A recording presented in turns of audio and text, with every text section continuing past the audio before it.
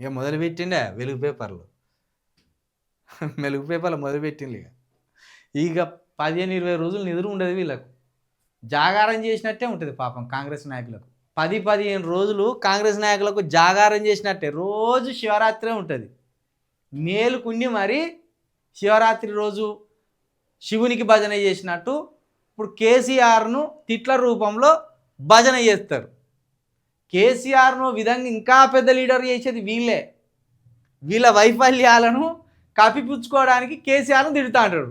కేసీఆర్ను తిట్టే కొద్దీ నాలాంటోడు చెప్తూనే ఉంటాడు. చెప్పే కొద్దీ కేసీఆర్ ఎప్పుడు ఉనికిలోనే ఉంటాడు. కేసీఆర్ పేరు రోజు ప్రచారంలో ఉండనే ఉంటుంది.